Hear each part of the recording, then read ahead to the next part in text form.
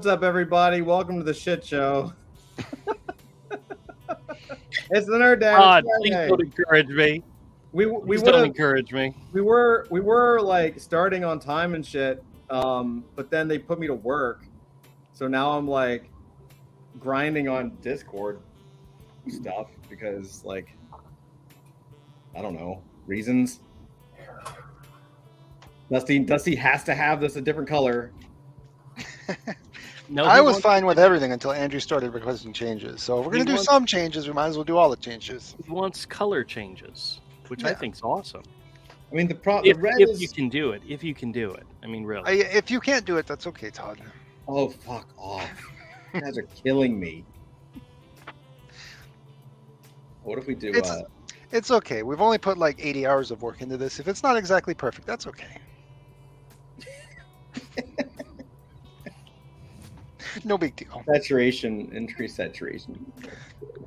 Old style. That's kind of cool. Red boost. Sepia. Yeah, that's not terrible. How's that? Is that nice-ish? Sure. I mean, the other one's like a beautiful royal blue, and this is kind of a boring brown.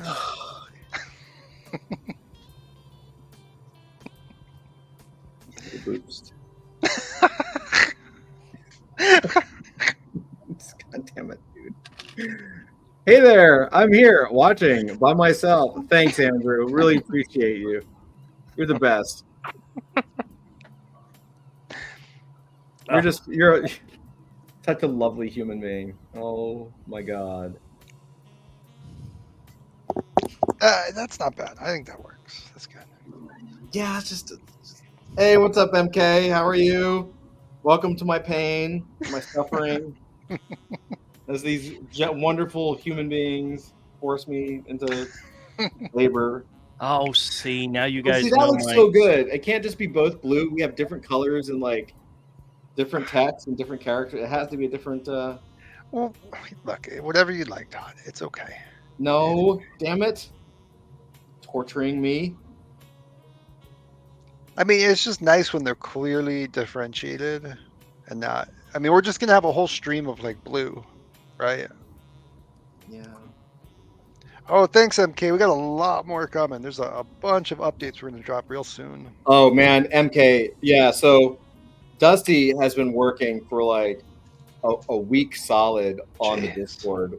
It looks so good. I can't wait till he kind of pushes the changes and turns it on. It looks really, really good.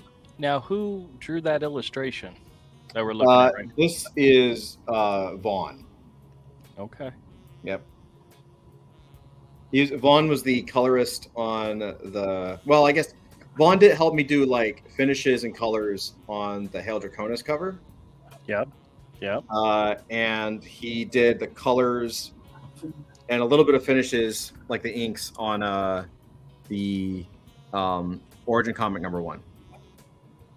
And so yeah, I had him do a bunch of like basically a banner that we're going to use for the homepage. So that's all Vaughn. Vaughn drew that stuff. Really good dude. But now I'm stuck trying to figure out how to get a nice balanced color. It's just her skin tone is like so hard to balance against. It's fine though. Everything's fine. I won't be nitpicky on this at all. Everything's fine. No, if there's one thing you guys know about me is that I don't obsess over things. Man, I am so non-observant. You ditched the featuring Andrew and Avery back in mid-December. He's looking for it. I'm just now noticing that. That really sucks. He's offended. It's too long of a title. It makes sense. It was more about your attitude, you know. If we could a little bit. So, has anybody seen the masterpiece that is my Discord? Yes, it's beautiful. The Roadhouse remake with Jake Gyllenhaal. There's literally nobody that wants to see that but you. No one It's a movie no one asked for. All I will say is Conor McGregor should stick to his day job. I'm so excited for this movie. Well, I want to see it too. I just don't think that Conor he can act. Well, his job is to beat up people, and I think he can do a good job of that. All right, well, we'll see. But in the original version, his love interest, the doctor in the emergency room, she went on to fame by being the bad girl in the first Charlie's Angels movie. And that's pretty much all she's known for. The chick that's in this one, the doctor in this one, I have no idea who it even is. Daniela Melchior. Still have no idea who she is. So, yeah. MK says you can't replace Sam. I don't even think Sam's there. I don't think there's a Sam character in the movie, or at least not in the trailer. So, but we'll see. I think it's like, what about something like that? Like either a green, Yeah, that's really nice. or it's just so hard. It's just wrong. What about something or like that? Kind of a lighter. I think the green is better because it goes with the blue we have better. well, I she think green is good. she definitely stands out on the background when there's a solid color, or a color behind it. Does that look better to you? Yeah. Yeah, it matches well with the blue. They both kind of feel the same. Honestly, I think the font for Nerd Den needs to be a little bit bigger. I mean, you want to highlight your best show. I mean, right? Right? We're not. That is not. Andrew, keep it up. I think keep it up. We might have to see Todd have a heart attack on screen, or Yeah, really, you're gonna see me pass out. or tear his shit and start screaming, "I hate comics! I wasted my life on this. I wasted my life on this degenerate art form. I could have been a billionaire." That's literally every comic artist in history. Why are all the characters full color except for the one? Why, Andrew? Why? No, I'm just saying. It's just something I noticed because it stands out as being different. It's supposed to be different. Todd, you know, I love you. So don't take it personal. No, we're fine. It's because so basically what the deal is so what the way that Dusty's set up the Discord, the new Discord, is that he's made it way more secure, and so you have to kind of like verify. You have to click a button, and it's really just there to stop bots. So there's a verification like screen, and then once you verify, a welcome channel pops up, and that's what this like kind of where these things start to show up. And there's a welcome at the top of the welcome is a little graphic that's going to say, hey, you're almost there, you're almost in the Discord, next step, just learn about adult fantasy, and scroll down to the bottom and click the button, right? And it's just a kind of a welcome onboarding thing. It's really, most people skip it, but it's fine. You scroll all the way down, and then there's the button that you can click on. Well, the last thing is we wanted to kind of give just like one more banner, just because Dusty had a space for it, and we really didn't have any more like high color artwork, and I didn't want to reuse anything, and so we were like, well, what about that kick-ass? So that's a Rageous piece, but this one's a variant because Avery inked it, and so we were like, okay, I'll show it. This is the background is it's this that. Right, it's just sort of like a final image before they hit the thing and bounce in. It's a cool image, and I don't have it colored, so Okay.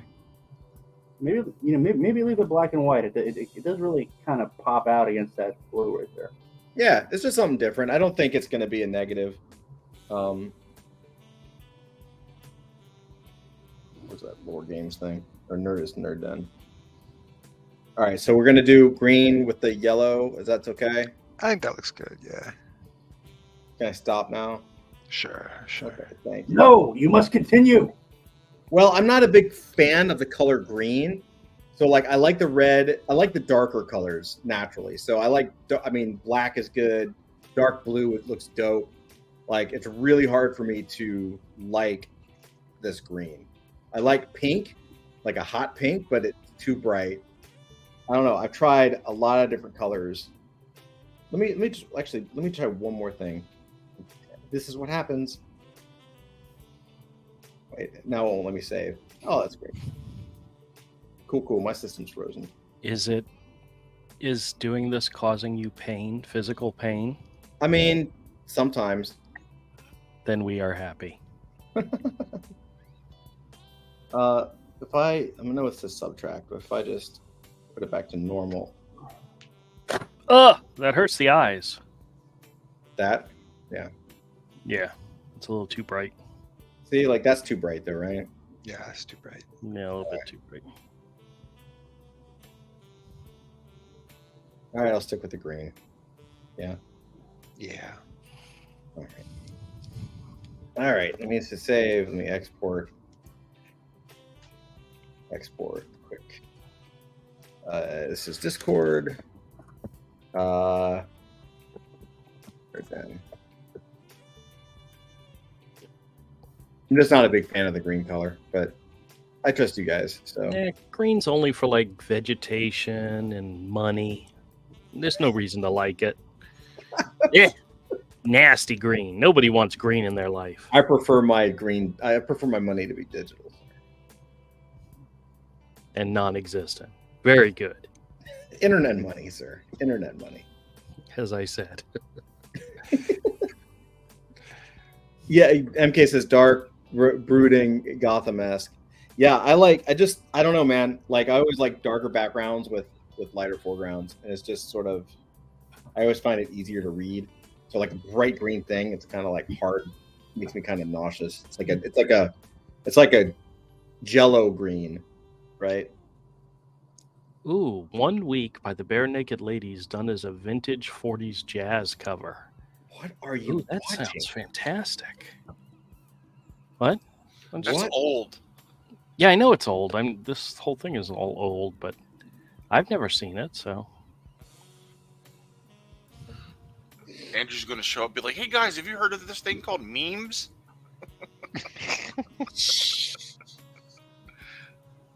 So what are we talking about tonight? I can stop working now. Can I stop working now? Yeah. Is there something else that I need to deliver? Do you want to talk about my new collecting goal? Oh God, yeah, sure. What's your collecting goal, Andrew? Okay, so you guys know how much I just absolutely adore graded comics, right? Well, I've gotten a couple since I started back in July that I've really, really, really enjoyed these covers, and I started looking into other issues that are in these particular series, and I'm like, I want to own every single one as a graded comic. Yes. And I've actually got 5 different series I'm collecting specifically to get graded comics. And one of them I've got like 5 issues. Another one I've got like 3. Another one I've got 1. But I am actively searching out to get a complete set. And I don't care about grade. Grade's not important. I just want a copy of each issue graded. Whether it be a low grade or a high grade doesn't matter. Okay. Here's the funny part. They're all 1970s Marvel comic series. Oh, interesting. Which honestly, I think those are some of the most fantastic, comics. Yeah. Yeah. And the best part is they are comics I've never read. I have some of the issues, I've just never read them. But just based on the covers alone, they're absolutely freaking fantastic. Mm-hmm. And I think you might agree, these are good series to collect. Now, I think the one that has the most issues is the classic Spider-Woman series. It had 50 issues. So I recently bought issue number 1. I got a 9.0 copy coming to me, and I'm very excited about that. But that is my 5th series that I'm going to be collecting. Okay. And you guys want to see the other 4 series? Because I have examples of them. Yeah. Let's do it. I'll put you up. I got some good art to show, too. There's a cool... So the first series that I fell in love with is this Amazing Adventures War of the Worlds Killraven. He is only in like 15 issues of this series, but this is gorgeous covers by Craig P. Russell, and I actually have 5 or 6 of these already graded, and I have actually a bunch that I can get graded. So I've got a big chunk of this particular series already in the works. The next series, let me take the price tag off because I'm not going to sell this, is one that I think there's 28 or 29 issues of this series, and I've got 3 or 4 of them, but I have number 1, which is the Tarzan Lord of the Jungle. Wait, didn't you already have this? Yes, I've had it for a while. Yeah. What's happening is I'm taking them out of the store and they're becoming part of my personal collection. They're not going to be sold. Of course they are. So they're going to be part of my own personal collection. So Yeah. Next one. This one is one, there's only 23 issues in this series. I have one of them graded, and I have another copy that I can have graded. But I didn't realize how many key issues was in this series that's going to make getting some of these rather expensive. But it's the Miss Marvel series. The first issue, of course, is her first appearance. Carol Danvers as Miss Marvel, so that's a chunk of change right there. But guess which characters made their first appearances in this series? One of them you probably wouldn't even realize. Actually, she made 2 cameo appearances and then had her first full appearance. Was the character Mystique from the X-Men. Oh, interesting. First appeared in this series. Another one that's also a famous character from X-Men is Deathbird. Also made her first appearance in this series. So those are good issues. Plus issue number, I think it's number 20, is where they introduce the new costume, the black costume with the yellow lightning bolt. Oh yeah. Which Jim Lee made that costume look great in the issue where she's fighting Rogue. Yeah. But needless to say, that costume was first introduced in this series. So, and the other one that I just absolutely adore the covers to is John Carter, Warlord of Mars. Now, I have issue number 1, which you see right here. This series had 20 or 30 different issues in the series, and I've got a bunch of them ungraded, but so I have some that can be graded. The only other issue that actually has value, other than issue number 1, is issue number 11. And the reason why issue number 11 is popular, it's the first appearance in the Marvel Comics line of Deja Thoris. And it also has her in chains on the front cover, so it's like a bondage cover. But that's kinky. I know. Well, a ungraded 9.4 copy of issue number 1 runs about $12. Issue number 11 runs about $11. So these aren't expensive comics, but to find good copies in good condition. But needless to say, some of these covers are just freaking fantastic. Now, is your goal to collect a whole run? To collect the whole run of comics graded. Wow. Yes, that is my goal.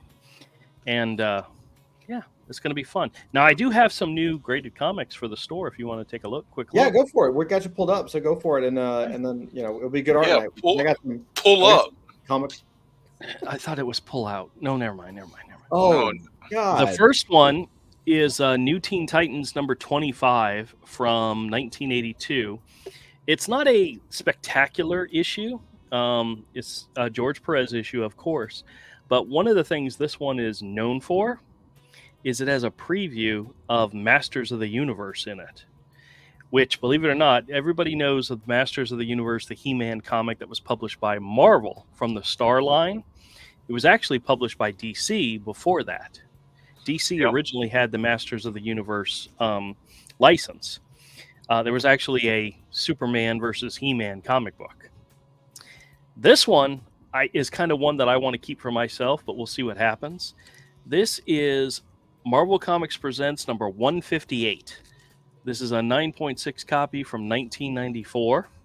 Now, you look at this comic and you say, this looks stupid. It's got Vengeance on the cover. Who the hell cares about Vengeance? But you want to know what the cool thing about this book? It was the first appearance of Alan Davis's Clandestine. And if you've ever read Alan Davis's work on Clandestine. This was kind of like his creator-owned property that he kind of gave to Marvel. It's a fantastic illustrated story, and the characters actually appeared in Marvel Comics Presents before it appeared in its own series. But this is their first appearance, and that's pretty freaking cool. The only thing I hate about this is when they graded it, they graded this cover showing, so it's a flip cover, which means the Alan Davis cover's on upside down on the back. Oh well. But still, it's kind of cool. Nice. Awesome. Awesome. Next up were 2 issues of Detective Comics that I got simply because I love the covers, but not for the same reason, but not the same covers. That'll make sense in just a second. The first one is Detective Comics number 493 from 1980. It's a really nice looking classic cover from the 80s, and it's got Batgirl on it, which is always fun and exciting. Very cool. Yeah, it's from the 80s, but it still has the 70s vibe. Oh yeah. Well, it's early 80, 82, or 1980. Oh, August of 80, so it was early 80. Yeah. The next one is issue number 485. Also another 9.2 copy. That one, I think it was 9.2. Yeah. But you know what I liked about this one? The back cover. Batgirl. It was a pin up of Batgirl and Robin. Isn't that great? And those who know me know Batgirl is one of my all-time favorite characters. Awesome, dude. Yeah. This is one that I got just randomly. I tend to, I'll order from people who have multiple listings in order to get a better deal on shipping. So you buy 3 books and you pay X amount for shipping, but if you buy 4 books, you get the same price in shipping. So this is one that I got with the 2 detectives, and there was something else I got with this one, but it's a Daring New Adventures of Supergirl number 11 from 1983. And it's a really cool, really nice Gil Kane cover. Oh, shit. So, yeah. God, Gil Kane is the man. He did some amazing things. The next 3 are all Avengers comics. Nothing specific about these. No first appearances or anything, but they just look fantastic. These are from 1977. This is Avengers number 159. It's a 9.2 copy. One of the things about these covers, there's always so much action and excitement happening on these covers, you know? Yeah. Where nowadays... We were actually trying to sell something. Yeah, well, nowadays you get a character striking a pose, and that's it. This is issue number 139. It's a 9.4 copy. It's got Whirlwind attacking a wasp who's like in the hospital, which that's horrible. Whirlwind's such a jackass, you know? But it's a great looking cover. And then this one, you guys have probably seen this cover before. This is issue number 161. It's a 9.6 copy, and it's the Avengers fighting Ant-Man, being attacked by Ant-Man and his ants. Yeah, that's cool. Pretty cool, huh? That's really cool. Yep. So those 8 will be going into the store this weekend. If those 2 Detective Comics never sell, I'll be very happy. But we'll put some ridiculous price on it, and we'll see what happens. But not a lot of new CGC books coming in. I have 2 that I got recently. One of them's that is Spider-Woman number 1, which of course will be in my collection. So that one won't make it to the store. But yeah. 1 second. All right. 1 second. I'm still tweaking the stupid nerd den thing. Give me a second, because So I recently purchased a collection. Mm-hmm. Some guy brought in a box of books, and they were a lot of filler stuff. But turns out there were a couple of potential maybe go get graded books in there, just simply because they have some significance, no matter how small they are. But the books included Icon number 1 from DC and Milestone. This one actually it predates Static, which issue number 1 of Static is worth hundreds and hundreds of dollars. It's almost as popular, not really, as Miles Morales. Well, hold it up. But this issue actually has a preview of Static number 1 in it. So this is like a $20 book right now. Well, I remember all of those books, man, back in the day. Another one, it's not a big money book, but Hardware #1 is another good one. That looks pretty mint for. I wonder if I have a copy of Static #1 somewhere. If you do, it's worth some money. This one I actually thought was pretty funny. This is The Fury of Firestorm, the Nuclear Man, issue number 24. It actually has, this is actually the first appearance of Blue Beetle. Not Blue Beetle, Blue Devil. Blue Devil had a free preview pullout or something in here, and this is considered his first appearance.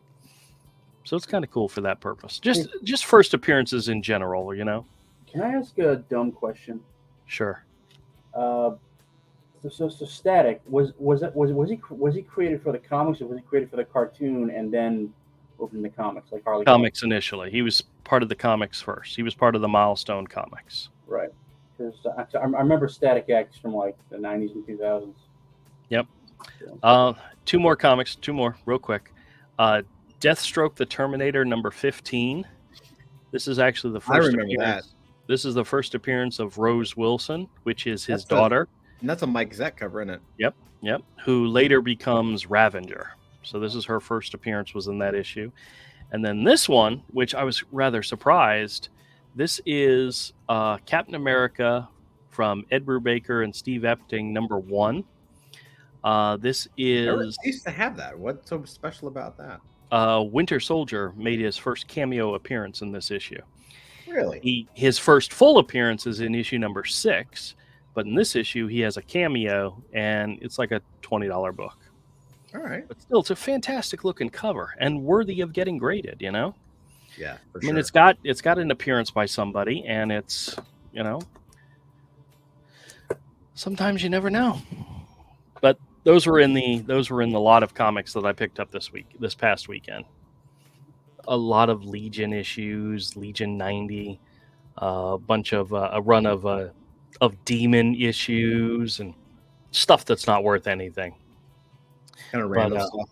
Yeah. But every now and then I'll find something good within the randomness. So, hey, Dusty, I DM'd you revisions again for final revised final number 47A. And great. I'll just delete all the old work and do it all over again. That's fine. We're good. Let's go. Just don't get them confused, sir. We'll be Perfect. Fine. You know, Todd, it's really sad. I mean, you did misspell Nerd Den. Thanks, You need to correct that real quick. God Lord. Yeah, Nerd is NERD, not NER. What? I didn't misspell it. He's trying Double check, because I swear it was misspelled. You don't know how. He doesn't know how to spell anyway. I'm literally looking at it. It's called NERD. Great. All right, I got something for you. So the comic link is really. This is one of those things. Like the website is kind of terrible. Comic link? Yes. Comic It is. The website is kind of terrible, right? Yeah. But they do a really great job of. I mean, they sell a whole bunch of shit, you know. So I'm going to share with you some of the stuff that's going on that I kind of selected. So Okay. the first is this X-Men #1 variant cover. J. Scott Campbell. Oh, that's nice. Isn't that nice? And this is recent, 2021. Really pretty, like really well done. And this is all he's doing. I think this is all he's doing nowadays, isn't it? Like he's not really drawing. He's not doing a comic series. No, he's not doing interior. He makes too much money doing covers and pinups and crap like that. Yeah, he makes a fortune doing this stuff. Yep. So it's pretty nice, you know, like he can just kind of knock it out and he's good to go. There's a lot of original Battle Chaser stuff going on, which is pretty cool. That's a pretty good looking page, you know. Madura Battle Chaser stuff? Yeah. Okay. This is Battle Chasers number 8 or something. 8. Okay. Let's see. Do you guess when? Oh, I can't show you. Hold on for a second. The only thing I can't stand about this is like when I pop out the image to make it bigger, it pops it into a new window, so I can't zoom into the detail. Again, it's a shit site. Can you see that okay, or should I zoom in? Let me see if I can zoom in this way. There we go. Let's do that. All right.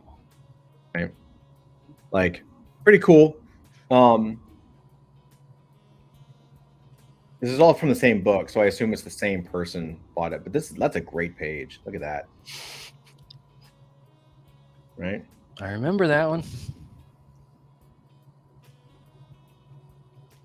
This is so good. And can you believe that this came out in 2001? Yeah, I can believe it. It's 23 years ago already. 23 years ago? Yeah. Look at that. It's really good stuff.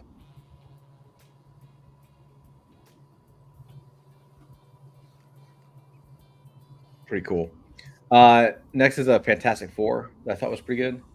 Mhm. This is Fantastic Four, number 83, page 19, Jack Kirby and Joe Sinnott. I love Joe Sinnott, so anything Joe Sinnott does, usually over Kirby, is fucking amazing.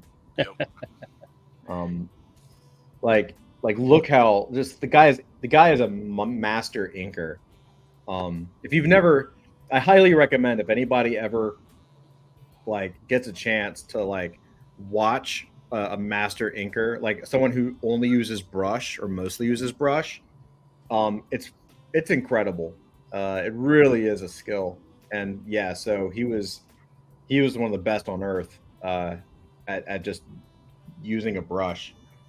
I recently saw an original page from Commandy that Steve Rude had posted up on eBay. Yep. Oh my gosh, the entire page just popped in every direction. It looked so good. Yeah. I wish I had $500 I could spend on it. Yeah, for sure. Yeah. Yeah, and he's the heir apparent to all that stuff too. Oh yeah. He's really good. David Mazzucchelli, Daredevil page. Nice. And what's really cool is like you can tell this is kind of early because like that arm is a little too long, you know, like Mhm. you know, but it's still Mazzucchelli, man. It still has some of that that clunky, sharp shape to it. There's a few issues later, he'd be a fucking genius, you know. Crazy stuff. All right, so this is gonna be interesting.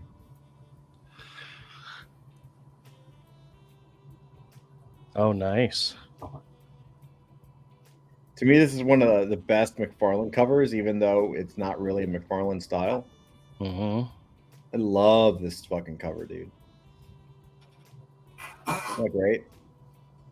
Now, is this something that's already sold? No, this is about to go on auction. Oh, okay. I'd be really curious to know how much it goes for. Yeah.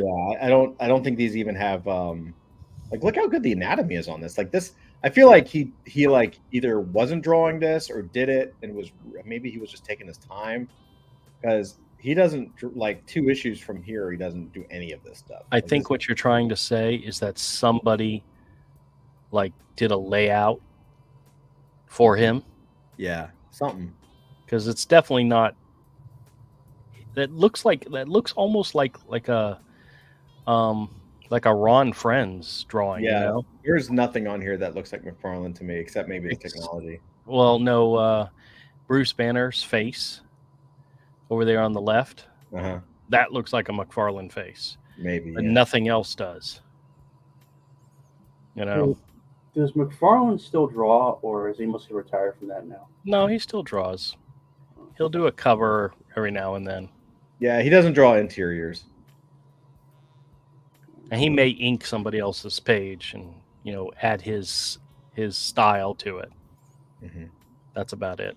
Guys, I'm going to step first. I just got to get some water. I'll be right back. Well, I will wait because we're getting to some good stuff. All right, then I'll make it real quick. Okay. Dun, dun, dun, dun, dun. So, Dusty, were my tweaks approved? Can I get them approved? Yes. Thank God. Fucking Andrew. Avery, how are you doing, man? Great. Cool. Excellent. They were even there. Yeah, he's probably to be fair, Avery hasn't been feeling good. He's still kind of recovering. So I'm just picking on him. He's probably not there. He's probably fell asleep. He's like, I'm here, guys, and then he's just like going to bed. Before Andrew gets back, let me ask you a question. The character Madam Web. What do you know about her? Because I don't know anything about that character. I don't know jack shit about Madam Web. And I know in the comics she was like, I mean, I know a little bit. She's old in the comics, and that's kind of what made her a little cool. But I don't like visually speaking, but I don't know anything about the character really at all. Andrew does. I'm sure he does. Well, once we're done, I have a Spider-Man story to tell you guys, but it's Spider-Man and Broadway. But I'll wait till you're done before I take your time with that. Andrew, Zach was asking about Madam Web. Yeah, what about her? You know much about the character? I don't know. I mean, I'm mostly a DC guy, so I know nothing about Madam Web. She's supposed to be an old lady. She's an old lady. All right. So she doesn't look like she doesn't look like Dakota. She's not supposed to look like Dakota Johnson. In other words. No. Actually, the ultimate version of her was a much younger clairvoyant character. Where the original Madam Web was a really old lady. I think she was disabled because she sat in a chair, and she was she could see the future and so forth. And yeah, that was it. So was she a supporting character, or did she have her own book? No, she never had her own book. No, yeah, she's like a fourth tier character. Oh yes, at least. So why make a movie about her? They're because lame. they're dumb. All right. Well, Good question. I mean, look. I mean, I'd watch Dakota Johnson like read from a phone book, But she looks like her dad. yeah. Well, I mean, look, I grew up. Don Johnson. Yeah.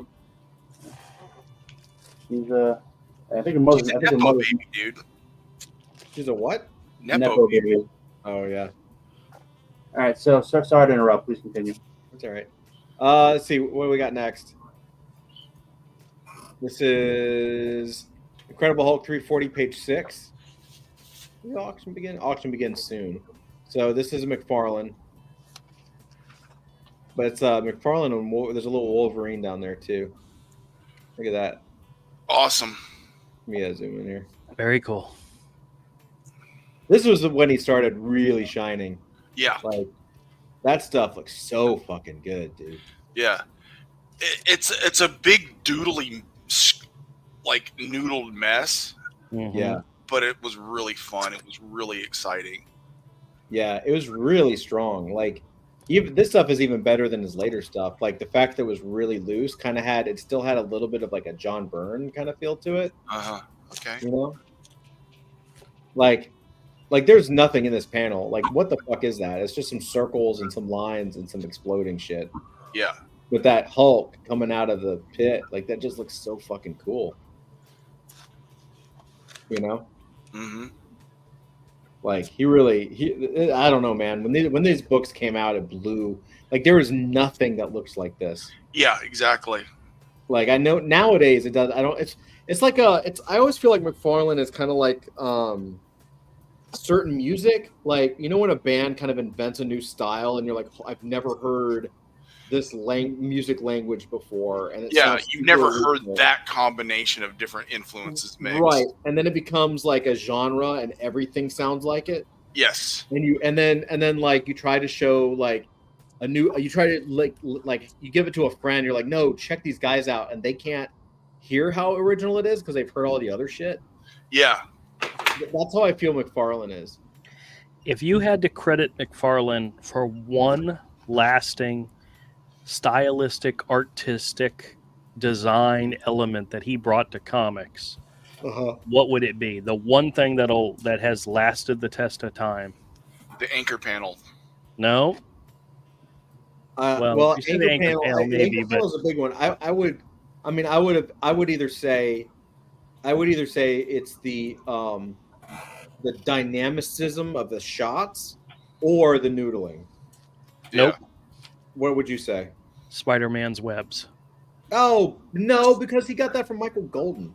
Yeah, but still, it was McFarlane that kind of Popular made it. Yeah, made but it. I did go for the And webs because that's literally what everybody says. Well, I know, but that's what I'm saying. What's his one lasting contribution to comics that has never gone away? That has never, ever since he did it, it never went away. Well, yeah, they'll never go away. They still do it to today. That stylistic change that he made to Spider-Man's webs 40 years later is still there. Yeah, that's true. I will say the anchor panel is pretty huge, but he's not going to get credit for it, even though he kind of did it. Nope. There's a lot of shit he's not going to get credit. The crazy flowing Spawn capes is another staple that he created. He's not going to get credit for that. Oh yeah, he did it with Batman too. Yeah. Well, he was doing that back when he was doing Infinity Incorporated. Yeah. Those crazy ass capes were there, but they don't credit him for that. That's when it first appeared. That's when he first started doing it. But he became known for it when he did it on Spawn. I'm really curious to see like what this goes for. Like that Wolverine that's nothing, but like those 3 panels of Hulk are so good. So good. Especially the one where he's mostly in shadow. He's like half in shadow. That's just striking. Anytime McFarlane had a giant character or any character crawling out of rubble, it always looked dope. Yeah. That was like his signature shot, you know?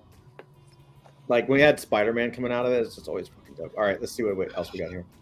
Hellboy. This is an omnibus cover. Nice.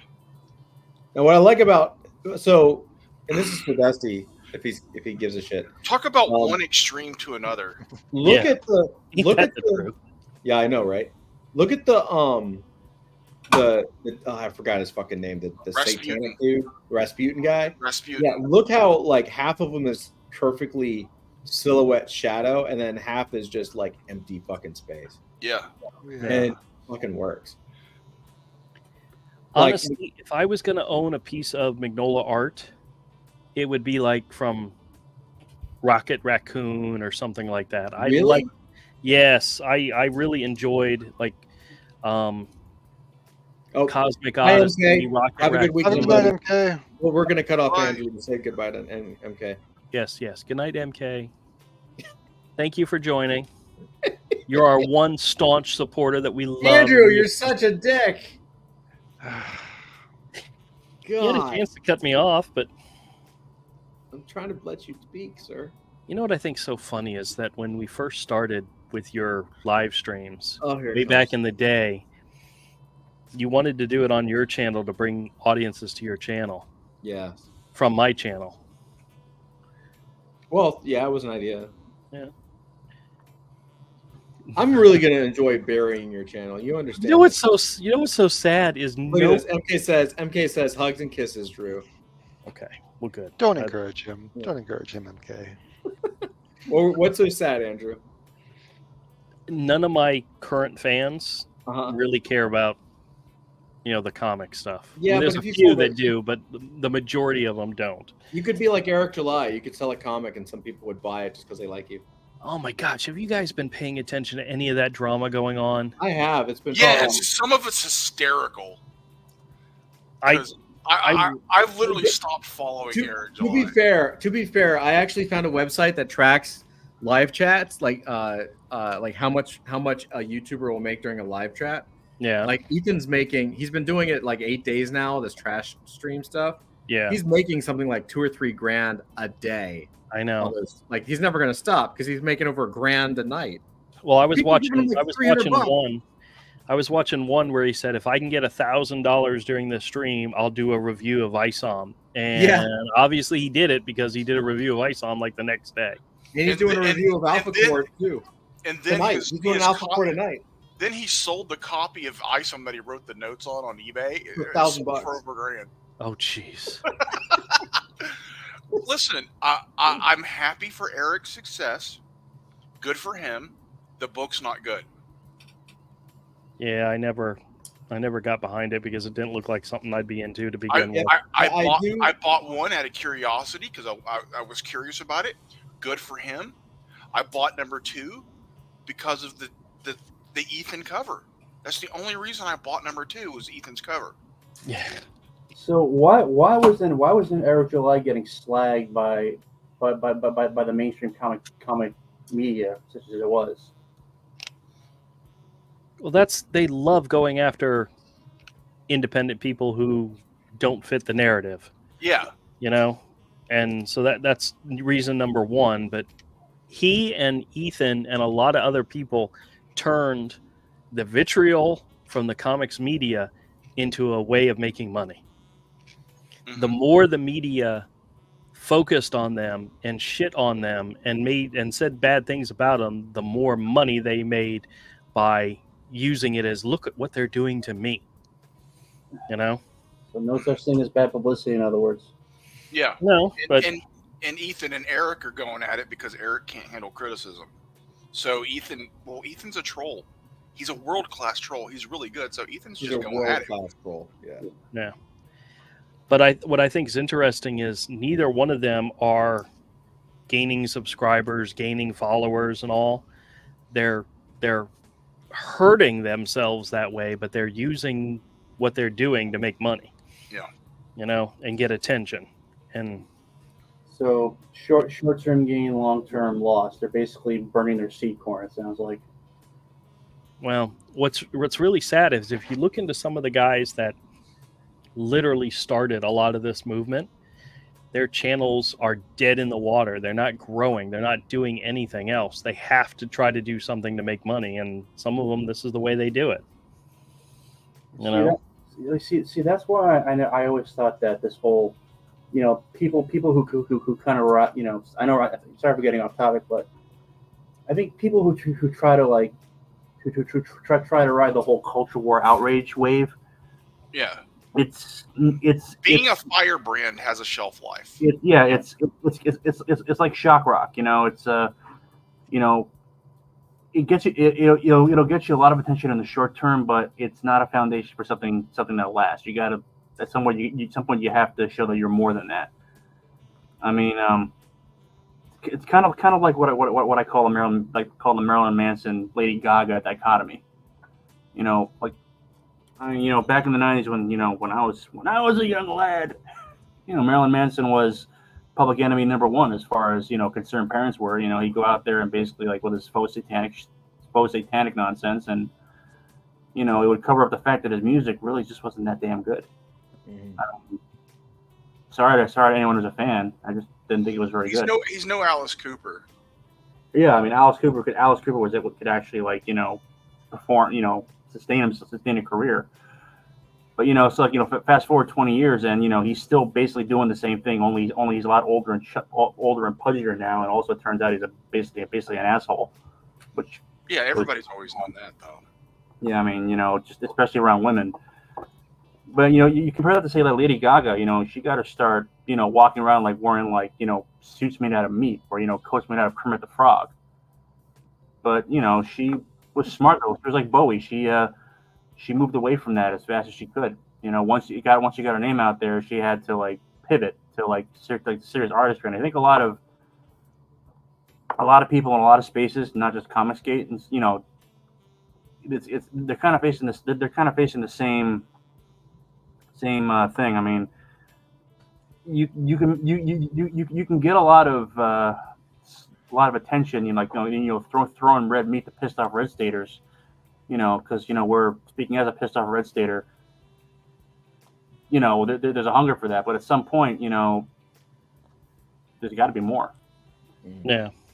Well, I think that's one of the reasons why both Eric July and Ethan are building libraries of their work, is that when the YouTube fame dwindles, they'll still have products to sell. They'll just have to find a way to get it in front of people's eyes again. Yeah. Well, Ethan's going to do hundreds of thousands no matter what. Yeah. It's always going to be worth it because he makes his money. He actually takes profit off of everything. Yeah. I forgot. Eric July made all that money and said he hasn't taken any profit. I'm like, oh boy, that's weird. Yeah. Well, I think I don't remember who said it. I don't know if it was Thinking Critical or it might have been your boy Zach. I don't remember who, but they were talking about Eric July and the fact that Eric July, maybe it was even Ethan that said it, where he said that Eric July has not put his book up against the mainstream industry. He's selling directly to his fans. He's not putting his books right next to Amazing Spider-Man and outselling it. It's just Ethan said that. Yeah, it was Ethan. Okay, yeah. And I thought, what a fantastic argument for your success is great, but it ain't really success, you know? Well, I think it wasn't that it wasn't a success. The point was, and it's a good point, it's that Ethan isn't trying to compete against the mainstream. Ethan is just doing his own thing. Right. And building his audience and building his books. And Eric's perspective was going against the mainstream, showing the mainstream that we're a competitor and that we're blowing out the mainstream. Right. Yeah, and so you're not. perspective. Yeah, that we're doing better than Marvel kind of a thing. And that's fine. And Ethan's point was like, that's not what you're doing. It's like, if you wanted to compete directly with Marvel, put your book on the same shelf with Marvel and see who sells more. Yeah. Right. Yeah. But that's not what he's doing. Right. So it's a legitimate point. I mean, Ethan is a like world-class troll. So like, he's gonna do it with like a sharp forked tongue. Yeah. If you want to get into a flame war with him, good luck. He's going to spank. Yeah, no way, man. No way. The dude's legendary. He's awesome. Like, no joke. Yeah. Dude's awesome. But if you want to get into a flame war with him, eventually he's going to spank you. Yeah, he's going to smack you hard. So, and I lose track. Like, he smacks so many people now. I'm like, who is this guy that he's smacking? Why was he smacking him? Like, I missed that. That. Well, if you play nice and don't want to get, you can disagree. There are people I know who are friends with him, who they don't get along, but they don't fight. You know why? If you don't start a bunch of bullshit with him, you're not going to get a bunch of bullshit from it. Yeah. If I can't stop staring at the stupid Magnolia cover. Look how perfectly. All right, go on to something else. Find something else then. Look how perfectly balanced this. Yeah, it's great. Yes, find something else. All right, next His one. graphic compositions are amazing. All-Star Superman, Frank Quitely. That sucks. Go back to the Mike Mignola one. Oh, whatever. Look how good that is. It's really thin, but man, so good. Yeah, I'm not going to get all excited about it. I like Frank Quitely's work. I think it's fantastic, but that page to me is absolutely boring. Well, it doesn't have a lot of background. Yeah, I know. Yeah. Oh, that's a great page. Look at this. John Romita Jr. The Man Without Frank Fear. Miller story. Yep. This is my favorite. Like, look how good that is, but that's not like the most technically proficient page you've ever seen. That's right. John Romita Jr., dude, at his peak is unbeatable. Like, you look, and I mean peak, like his Punisher run, his Daredevil run, his X-Men run, this book, like, you can't beat the guy. Look how good that is. Yeah. It's solid storytelling, solid composition, and that makes it great. Yeah, man. Like, you don't have to be like the most amazing realistic artist. Honestly, how much of that do you think was Frank Miller did like a layout or something? Well, no, he didn't. I mean, this is all John Romita Jr. and Al Owens. All right. Well, yeah, I know it is, but I mean, it's his art. But that layout of that page, how simple it is. It's very Frank Miller. John Romita Jr. is on that same level. Yeah, he's super. It's to me, it looks 100% John Romita Jr. When it comes to a lot of, except for the spider thumb penis, Romita's amazing. Spider thumb penis. You remember that? I do. Yeah. I mean, I think he's just hit a period where he doesn't. I mean, it's not. I mean, Yeah. He has to be real. I mean, he has to really be into it. And I feel like this, and maybe he did that Wolverine Elektra thing, like for that Wolverine Limited thing a few years after this. There hasn't been a lot since this. Maybe Kick-Ass. There hasn't really been a lot that since here that has actually like floated his boat enough for him to like really kick some serious ass on. Well, he did have another creator-owned series that kind of went nowhere called Gray Matter. Yeah, I remember that. Or the Gray Man. I forgot. That's how much it meant to me. I don't even remember the title. Wasn't that made into like a Netflix show? It didn't really. No, it had nothing to do with the comic book. No, Gray Man had nothing to do with the comic. Oh yeah, never mind. That was based on a series of novels. Yeah, It also wasn't very good. I just really love like his use of like he uses, and I've actually been looking at another artist who shoot, come on, spit it out. I can't remember his name. Look what he did, and we'll tell you his name. He was the artist on the Vision series, the original the Vision series with what's his face, the writer everyone hates. Tom Taylor? No. The guy that did Batman for a long time and everyone hated his Batman. Tom King. Tom King. Yeah. But honestly, I never read that Vision series. I know what you're talking about, but I don't know. It was really fucking good. Yeah. But I love these like lines like on the side of the building just to kind of give it a little bit of a grayscale. Oh yeah, and it's like it's either that corrugated metal or like a barn. Yeah. But they're like I'm really starting to get into like using those lines to kind of create almost a grayscale. I'm really curious. Yeah, and in fur shape. Yeah, because the ones on those little that looks like silos, they the way they curve. And it's also really interesting because if you really look at this, like half of the shit doesn't make sense. Like that's the water behind them, but it's like up or something. Like what is that? Or is that just dark the sky or something? It might be fire. Maybe. Because then he's right here and it blows up. And like look at this background, like this diagonal line right here. That is just a fake background. Oh yeah. It's not in proper perspective. Yeah, there's nothing there. The thing is though, in comic books, it doesn't actually have to be perfect. It just has to be reads. Yeah, it just has to read. All right, so let's see what else is there. Bruce Timm. Oh, nice. This, oh my God, so good. Look at that. Oh wow. His marker work is so fucking good. That's definitely a grail item. Anything, yeah. Bruce Timm. Yeah, and that's the book. It was like the back of one of his books or something. So good. Like just such a dope fucking drawing. Who the hell sells something like that, you know? Art dealers. Listen, if you bought that when that piece was cheap, it might be worth it. Yeah, I probably spent like $200 on it, and now it's worth like several $1,000s. So yeah, I mean that's just killer though. Like if I was sitting on a stack of John Romita Sr. stuff that I got back when the getting was good, yeah, you'd bet I'd be parting with some of it. Yeah. Let's see. Ghost Rider. So this guy, Ethan Young, I like his stuff a lot. He's kind of a newer guy. I love this pen. This is I've just learned about this. This is like a calligraphy pen with a sharp. It's a chisel tip. Yeah. And so you can create like these speed lines really easy with it. Oh yeah, I've got some.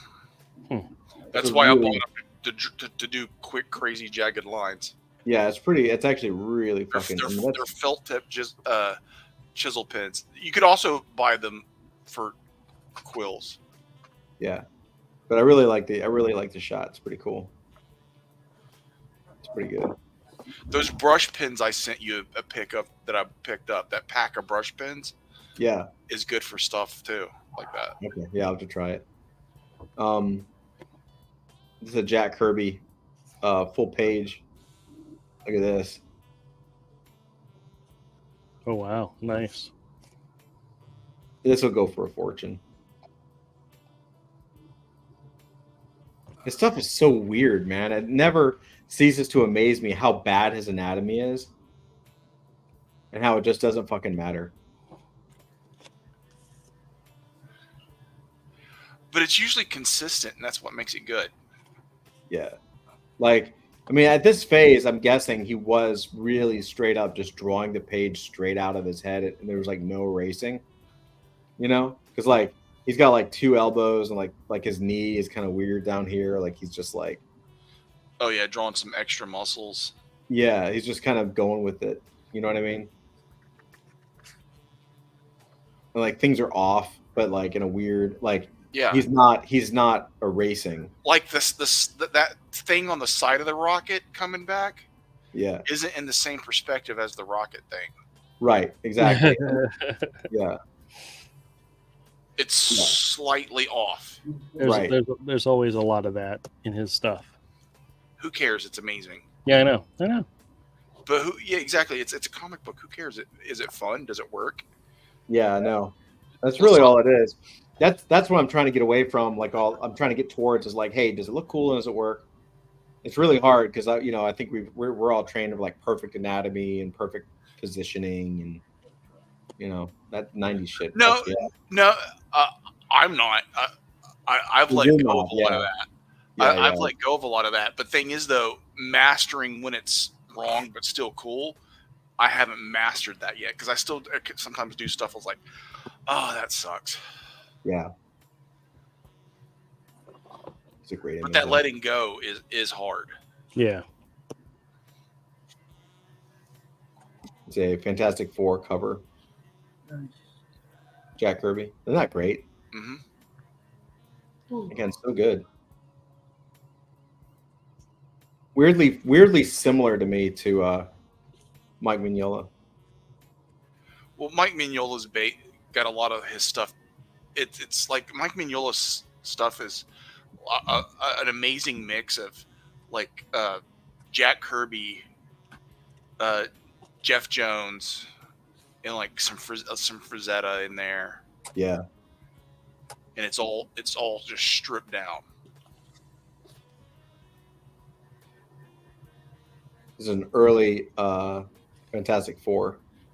Just same thing, Kirby, but just kind of different, Yeah, it's awesome though. Earlier, like really cool. Better anatomy, which is interesting. Less style, better anatomy, but still just as weird. All right, so now there's a couple final ones here. I've got a couple left. This is also my last Kirby. There was a lot of Kirby in this, and there's a couple that were really these few were really God, good. That panel with Captain America. Isn't that dope? That is so good. Right? And the hands are weird, but who cares? Yeah. Todd, when you're done, I got something to show you that you'll probably find amusing. Okay. Look at this. He signed it in 1977. Isn't that great? I love it. Just so good. All right. So 3 pages here. I'm going to do this one first. Jim Lee. Ooh. Scott Williams, X-Men 270. Now, this is interesting to me. I'm glad I got to see these because I was always interested about these pages because Scott Williams, there was no solid blacks except for like chin or something. Like these are really like just kind of detailed. Do you know what I mean? Yeah. Like look at that rain. Like that's such a cool fucking. I love that. I love those lines. God, dude, Scott Williams is a fucking genius. Yeah, he's really good. He's been one of the best inkers in the business for a long time. Yeah, man, for his whole career. It's just that's like serendipity. You get like the best inker in the business since Joe Sinnott, like a modern best inker, and then like the top penciler of the time, and they just happen to like gel at the beginning of their career, and they just never fucking quit. Yeah, they are a perfect pair. Yeah, they really are. Like, I mean, and this stuff they're doing now is even crazier. Like some of it is like it doesn't even look like a comic page anymore. It just like it's like fully rendered and it looks like a lithograph, and you're like, all right, guys, like pull it back. It's okay. Yeah, dial it down. Leave some hope for the rest of us. Yeah, really. X-Men 271. Here, look at this. Oh wow. Look at that, sick. Is that This Psylocke? is my favorite part of the X-Men run. Like, look at that Wolverine, dude. Mm. Isn't that great? Yep. All done by It's hand. interesting. These lines over here on Wolverine's leg, that's paste up. That's a Like a zip Zipatone. tone. I can see the cut mark right down there. Nice. Look at that dry brush in the background. Super loose, man. It's like he rendered Wolverine really tight, and then everything else in the shot was loose. Yep. Back in the day where word balloons were pasted on. Crazy. You don't see that no more. No, man. Look at this though. That Wolverine face is so fucking sick.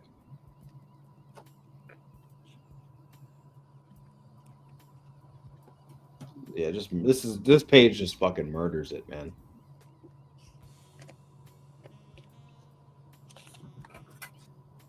He had Richter's arm higher. I don't know if you can see that, but he erased all this up here.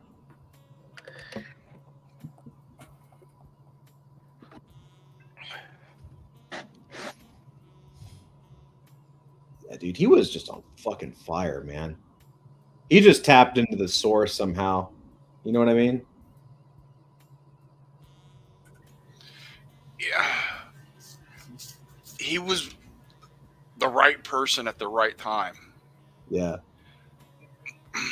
Well, in this style too, man. Yeah. Like, even to this day, like, you can't beat this. He was like 20. He was like 24 or some shit. Yeah. He was like a kid. Like, this is sick as fuck, dude. I'm pretty sure he sold his soul to the devil. Something. That's how he did it. Something. All those guys were.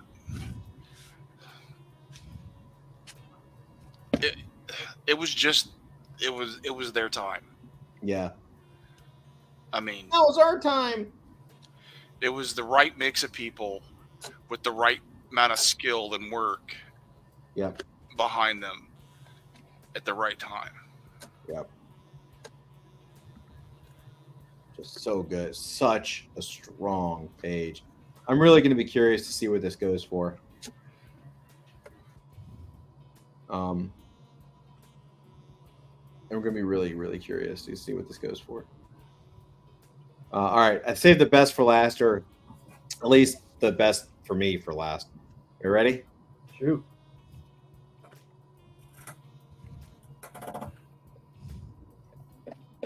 Whoa. Isn't that dope? Yep. Dan Beautiful. Green, Mark's Man, it's super clean. Like, it's a super clean. Like, someone had this and kept it nice. Look how sharp that Dan Green Silvestri is. Look how much of the characters are in shadow. There's really not a lot to it. Yeah, You know? it's so good. It's so fucking good, dude. I love this cover. Like, look at Oh that. yeah, it's good. Just makes you want to draw, doesn't it? Oh, you know what's fascinating? Oh, that's interesting. Look at that. Check this out. So this is the original page, right? Mm-hmm. You see where his signature is right here? Yeah. Sylvester in green. Mm-hmm. They moved it. Well, that's because they put the The conclusion title down there. Yeah. Yeah.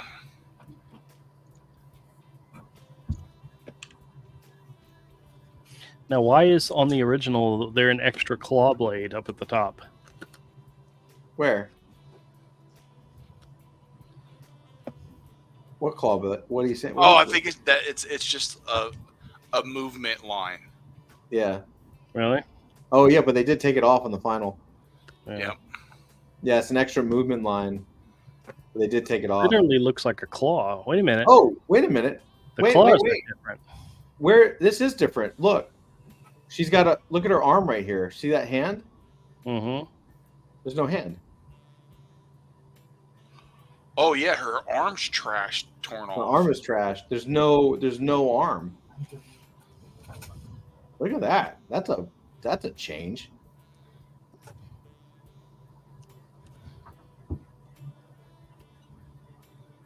They redrew. They just added to it. He added. It came back and said, "Can you finish it off?" And I guess he did it on a different page or something. Yeah. That's still Silvestri. Or somebody else drew it. It could be somebody else drew it. Maybe it does look like a Silvestri thing, but yeah, it could be somebody else. But yeah, he did not have that. Hell, it could have been Dan Green just inking it in, you know? Well, but maybe, but then he didn't do it on the cover. Right. Yeah, it might have been Dan Green. It is Dan Green's style, like his inks. Maybe it was. Maybe that's what happened. They were like, "Yo, can you add?" Because that is weird. It actually does look better like this, but I understand why you would want that other arm there. That's fascinating, man. I didn't notice that. Yeah. Yeah, it's just the arm. Wow. What a dope fucking cover, man. Such a good drawing. Hold on a second. Go up a little bit on his claws. Mm-hmm. And go down on the published page. The claws look different. The ends of them, at least. Oh yeah, you caught it too. Yeah. They don't have this blade edge right here. Yeah, no, they're spikes. Yeah, these are blades. It's the way they cut it out. I think probably. Maybe. No, But somebody changed that. No, somebody changed that. Yeah, it looks re-inked. Yeah. So Wow. interesting. So is that the original? Well, yeah. I mean, this is I guess. I mean, it is the Or original. It's just a recreation. matter of like, huh? For a recreation? No, I don't think it'd be a recreation. But they did do that to people. They did change their art. They would have somebody. oh yeah. That's the not in-house- unusual. Yeah. Yeah. That did happen. Heck, there's times when they had the originals, they would cut somebody's artwork up. Yeah. Cut up the original. Yeah. There's also like, you see this little part of his I don't know, arm right here. You see how it's just like a one quick line right there? Mm-hmm. See that right there? Scroll down. Yeah, like thickened it up right here. Interesting, man. Really cool.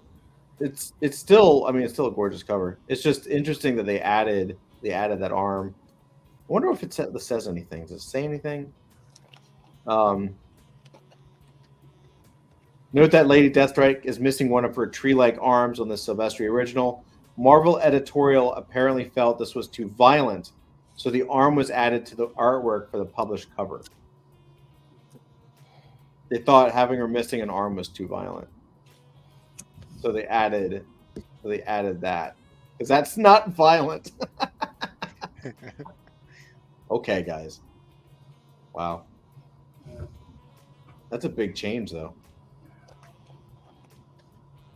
That part of his arm where they added it in, they thickened it. Uh-huh. I don't think that was supposed to be his arm. That was just like a stray mark on the image.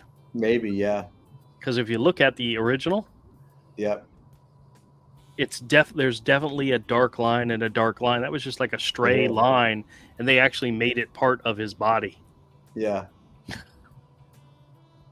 Yeah, they didn't understand that it was like just a movement line.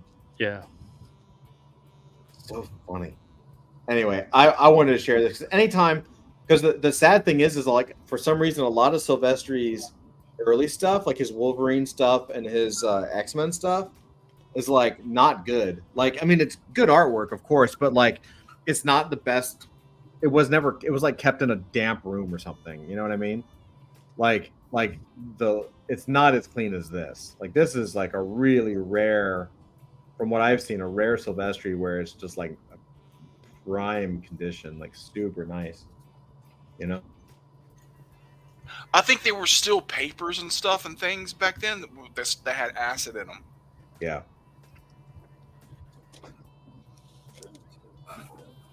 Yeah. What do you think, guys? Pretty cool. Yeah. I like it. Very cool. Yeah, that's pretty cool. That's what I got. All right, Todd. Yo. Gonna paste a couple of links in the private chat. Okie doke. And there's a story behind this. So many moons ago, back when I was living, this is before I moved to the city. Oh, I could tell you a lot about this. I was at Marvel during this time. You were? Well. Anyway, here's my connection to it. So for those who don't remember, I used to I worked in the city for 4 years before I moved to New York, and I was working as a webmaster for a company that sold theater tickets. Group theater tickets. And my last year there, this was just when Marvel movies first came out, and Broadway wanted a piece of that action. So they hired Julie Taymor, who created the Lion King, to create a stage musical version of Spider-Man with music by Bono from U2. It was called Spider-Man: Turn Off the Dark, and it's remembered today as one of the great misfires of American theatrical history. Misfire? That's an understatement. Yeah. So basically, where's the sound? Well, I'm not playing the sound so you can talk. Oh, well, anyway, so basically Taymor, that character is called Ariadne, and that was actually Taymor's own creation, and it was supposed to be like her own. It was supposed to be her basically, because she was having some trouble with like some of the other work she was doing. It was. Well, anyway, why don't you play the sound and you'll see what I'm talking about. Well, yeah, this was. I mean, basically, the character was Spider-Man got his. I mean, if I'm remembering correctly, Yeah. Basically, got his powers from like some cosmic goddess instead of like radioactive spider bite. Yeah. Yeah. Hold on. That's not even the tip. That's tip of the iceberg. Here. Well.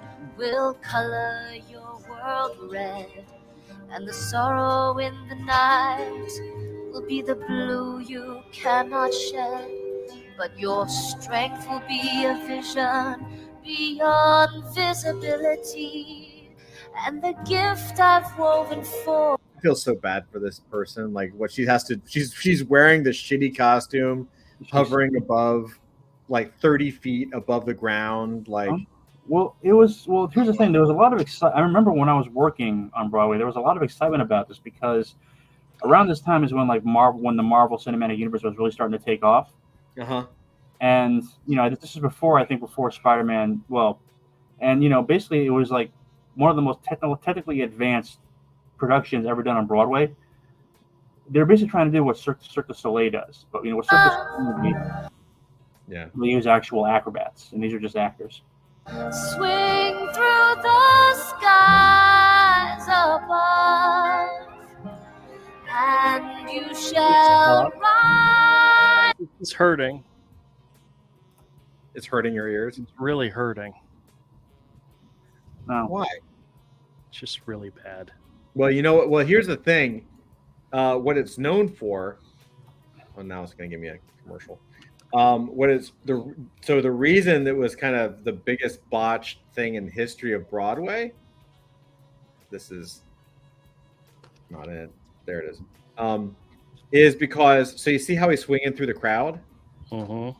So, he was on the actor was on the wires quite a bit, like swing every time he would swing, right? Yeah. Those things snapped multiple times. Oh. And so the first guy who was playing Spider-Man, I think broke both his legs or something like that. And then they got another guy to play Spider-Man, and it snapped again, and he got messed up and injured. And so they had to keep shutting down the show because the leads kept basically breaking their legs and shit. Well, it's not the actual actors; they were actually stuntmen. Well, whatever. Like they kept getting like seriously fucking injured, and so they were not able to continue. Well, so the thing is, I mean, I saw it. Basically, like the company I work for, one of the perks, they gave us in lieu of actually paying us a living wage, was getting us into the shows for free. So this is like, I was commuting. I didn't do it very often because I was commuting in from Connecticut at the time, which is a 2-hour ride both ways. But I saw this one because I was curious, and it was interesting. There were no technical snafus at the time I went. It was very heavily choreographed. They were basically trying to do what Cirque du Soleil did, but without the budget or the prep time. And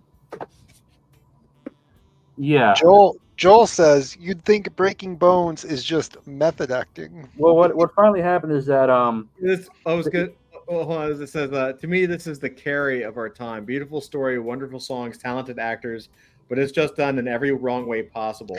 And this guy says, are the highlights the parts of the musical where people didn't get extremely injured? And then this guy says, this one is great. The spider who bit Peter actually has a backstory. Yeah, well, the story is that the Ariadne, the spider goddess, whatever she is, she was supposed to be a stand-in for Julie Taymor because apparently she's an egomaniac.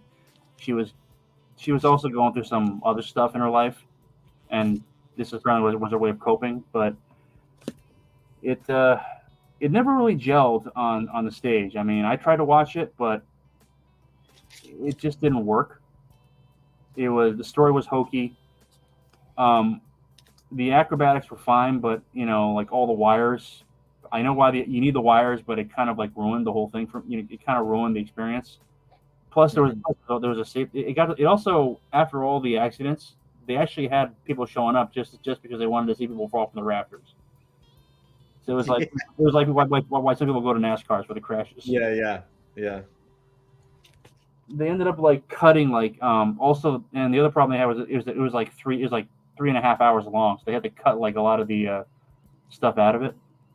Yeah, but yeah, I mean, if you go to the second video. I think that's just gonna be that's interesting. Apparently, the video that got this particular scene is what got Taymor actually fired from the show eventually, and they actually brought in like someone who knew Spider-Man. The story I heard is that after this, they basically Marvel wasn't happy with the way that she was basically fucking with a character. So fucking terrible. That's why. Yeah. So I'll shut up now, but you can turn the sound on if you want. I have 8 legs and get me the shoes! Spider-Man is mine. That girl can rot. We'll see who gets to tie the knot. Shiny black and blue, you should know what to do. They're gonna face it deep and crashing on you. They know what to do, nothing they don't know. Till the What is this? Spider-Man. Yo, can we use this for adult fantasy, please? Approved. Can I have like a spider chick with like 8 legs and they're all wearing like stockings? Oh my god! Keep playing, man. It gets better or worse. Oh, good.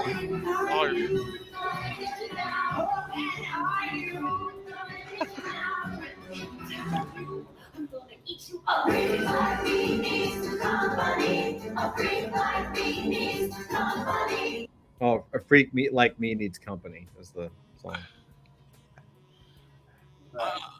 What is this?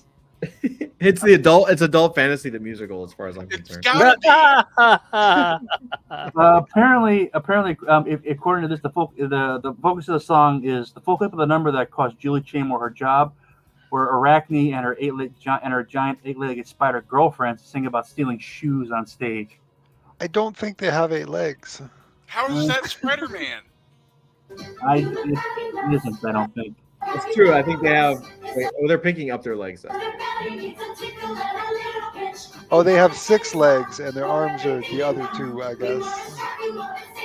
Oh my god! Look at that. I've always wanted to see.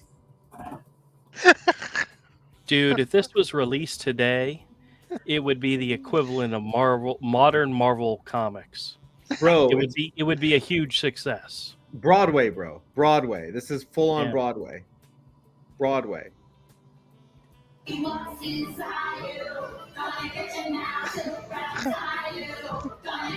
I'm amazed the person making this video, you can't hear them laughing. You know? I like how they have to pick up the legs to move, so it's almost like spread eagle spider or something. Oh, great. New character name. So which pair is it in between? Oh.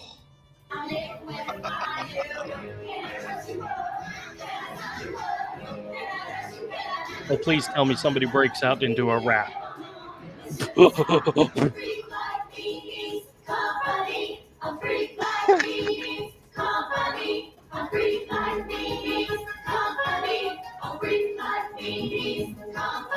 So I don't know anything about Spider-Man, but I'm totally gonna like do something with Spider-Man. Definitely a Marvel movie, you know, without God. Spider-Man. This is like the MCU today. Yeah. Yeah. Yeah. It's like the new season of She-Hulk. And for some of these poor people, this was their big break. Something like that, yeah. For some of these people, this was their 13th reason. For some of these people, they saved their whole life to come to New York to watch a Broadway show. One. Yeah. Well, actually, apparently, Just one. I would love to watch just one Broadway show in New York City before I die. I'd rather watch the Evil Dead musical. there was an evil. This was somebody's Make-A-Wish. Oh, yeah, probably. Probably. You know what? There's probably like at least one person in the audience that Oh, died on wow. their way home. I'm fairly Oh my gosh! Wow. I'm fairly certain there was probably someone in the audience who was like probably dropped acid before this just to see. Oh shit! Yeah. Now I wish I could have seen it. I was at the offices. Everyone was talking about how bad it was. I would totally see this, just for That's odd. all the wrong reasons. So you're still at Marvel. You're still at Marvel. when Yeah, this comes I out. believe I was a Marvel this time. Yeah. So I mean, because I know that the story around the office is that basically Marvel stepped in and basically forced her out because they were afraid that the show, which at that point was basically becoming like a running joke in the media, was going to taint the brand. So they basically forced her out, and then they got writers in there who actually knew something about the character, but by that point it was kind of too late because they closed it. They ended up, if I remember, they ended up closing the show for updates, basically, right? And then it just never reopened. It was they had the band, the marquee, and all that for months, but nothing ever. It was the most expensive Broadway show in history. They sunk about $60 million into it, which if in the economics of Broadway is is kind of like their Rings of Power, except without Jeff Bezos' money. Well, let's see what else happens.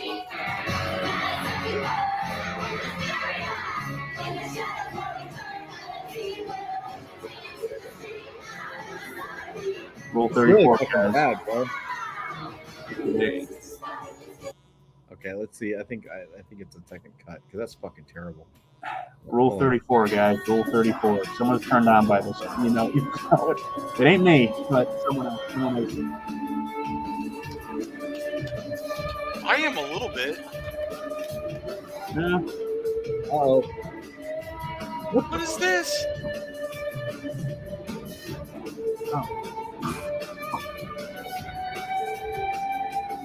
What is this?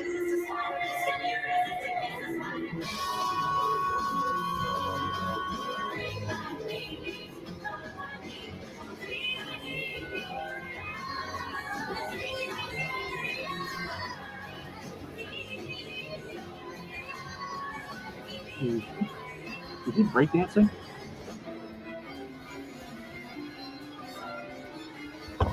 He's dance battling.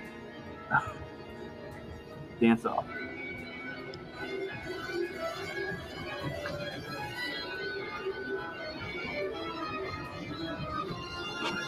this is the best part right here. The whole thing could be this. I'd be better.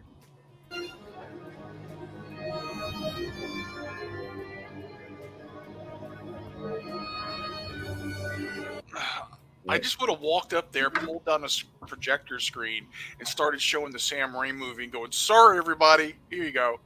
Yeah. Dusty left. Because it's terrible. It drove Dusty away. Joel says, I really enjoy musicals, but this is just bizarre. Yeah, bizarre putting it nicely. Yeah, click the turn off the dark archives link. Just because there's like probably someone made a whole YouTube channel about this. Yeah, there should be a YouTube channel about it. No, there is. It's It deserves it. It deserves to be remembered. There's about there's a bunch of videos in there. Never forget. Yeah. I don't know. I mean, I thought you guys would find that amusing. No, I think it's great.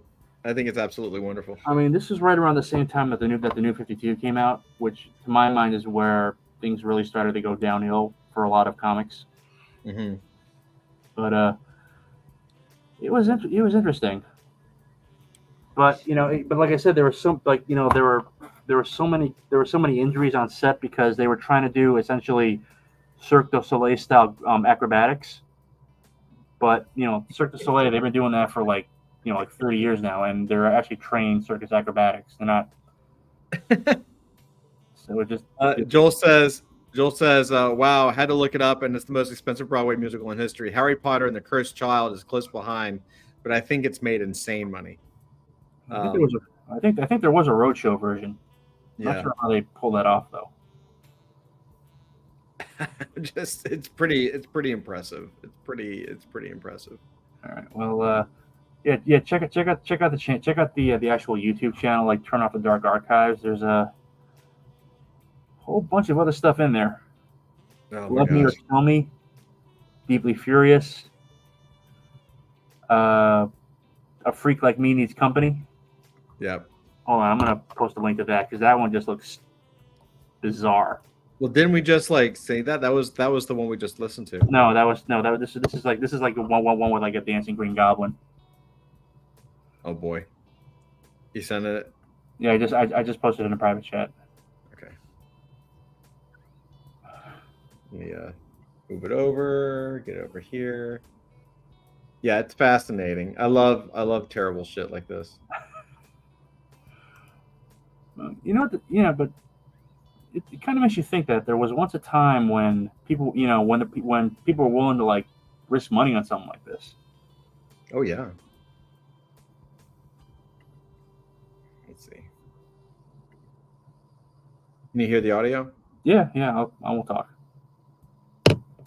Let me get to where I can actually see it.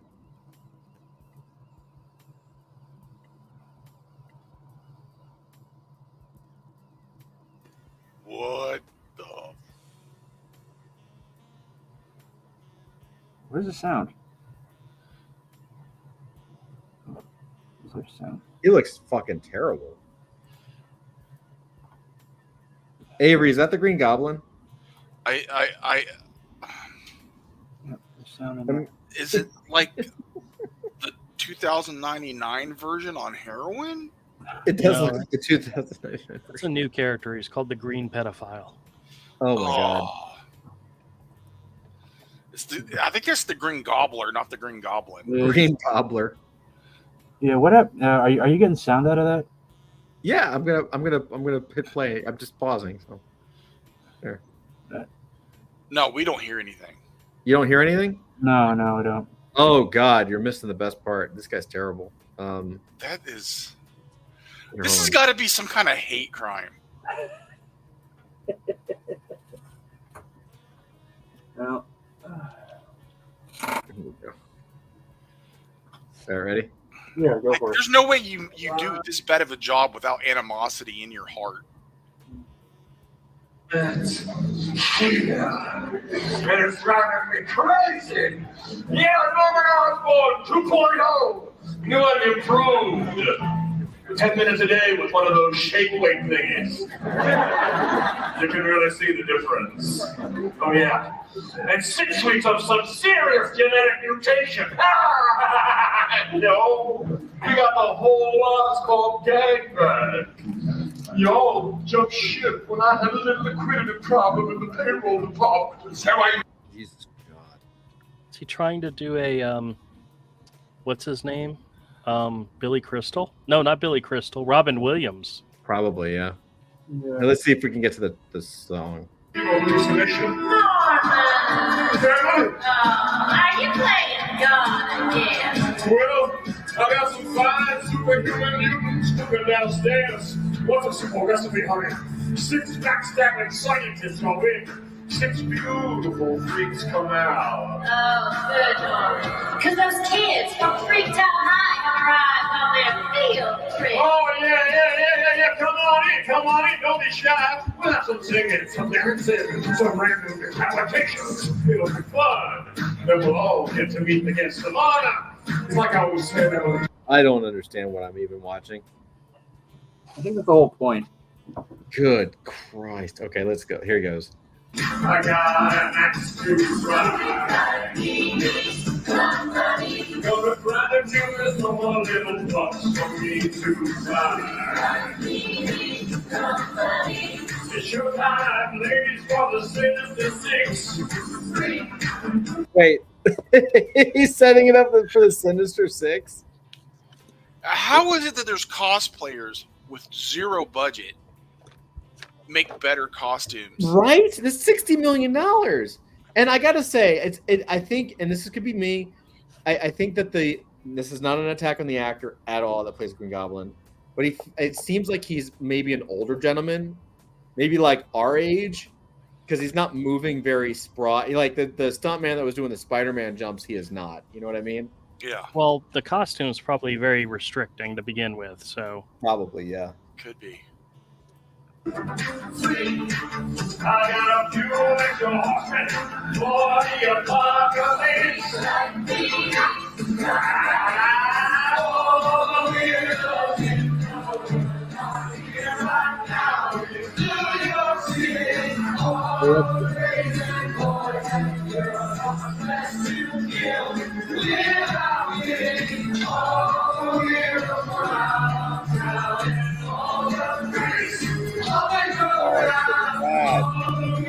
my Lord. Oh wait. Oh shit. Okay, hold on. Is this like Sinister Six time? Let's see. Ready? Yeah. We got a man named Tiny Mutant Bees. Mutant bees. Wait, there's Carnage back there. Oh God. Hold on.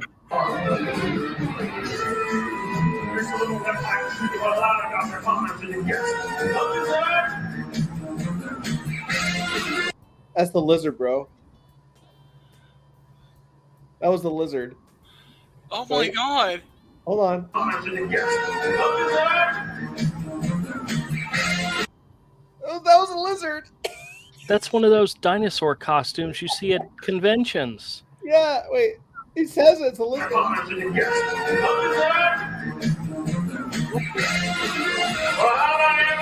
Is that Barney? That looks like That's- Barney's meth head cousin.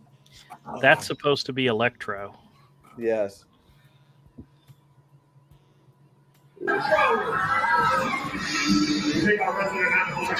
Oh no, they did Oh not. God.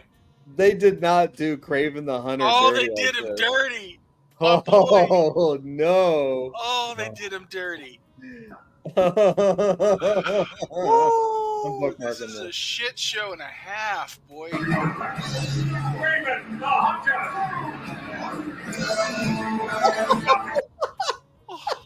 Wait, did you see his chest open up, dude? Yes. Wait, Andrew, did you see that? It's been burned into the back of my retina. Todd, go back, go click back a couple seconds and show it again, just for. Yeah, I just did. Here we go.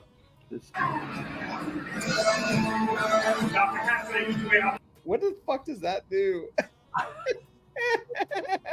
All right, hold on. Let's go. Now he's carnage. Last but not least, Daddy Bird. Twist this.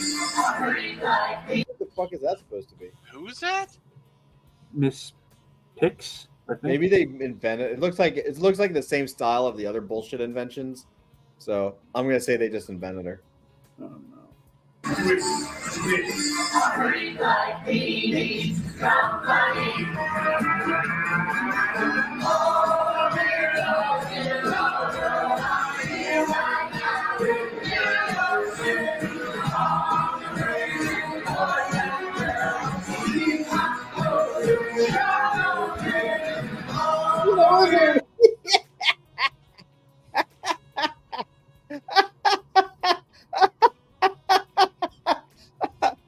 Oh God! All right, this is great. Oh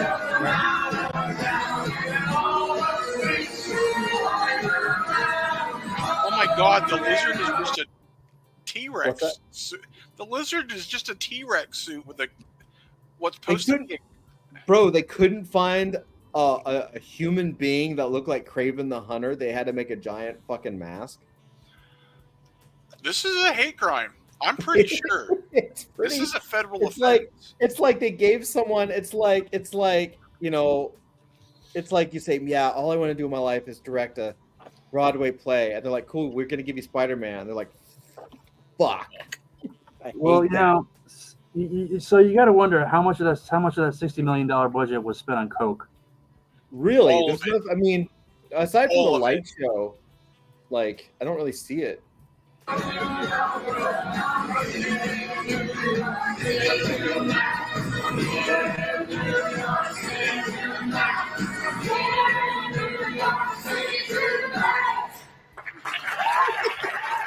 Oh, stop it! There's nobody clapping for that shit. Well, That was audio effects that was added. Really bad. It looks like a really bad Doctor Who episode. guys, I hate to tell you this, but actually there was applause. You know, because here's the thing: people who actually, you know, people who live in the city don't go to Broadway shows. A, because they can't afford them, and B, because they're not very good. It's all tourists from the Midwest who don't know any better. Todd, that was the best Doctor Who episode ever. Dude, the original Doctor Who has better special effects and better costumes. Not much. The original. Good Lord, Night 08. Children, hallelujah, but I can't keep it cooped up any longer. It's time to show the world there's a new dominant race in town. Show Spider-Man how to fix it up. I was born inspired. It's 9:25. Time to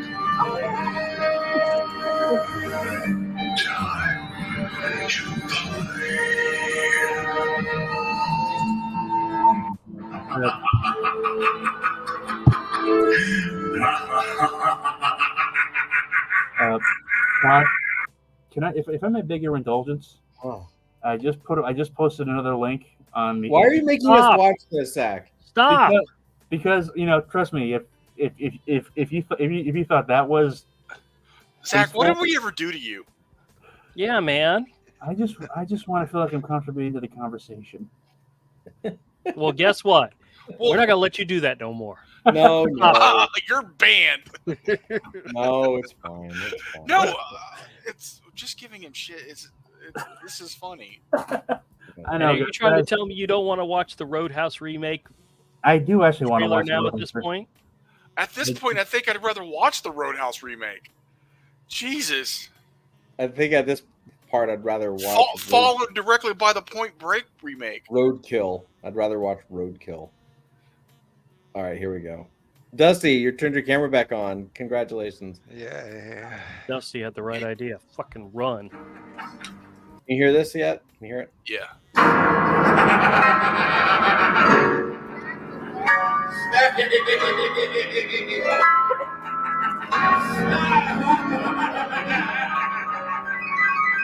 Green Goblin playing a piano. That is comic accurate.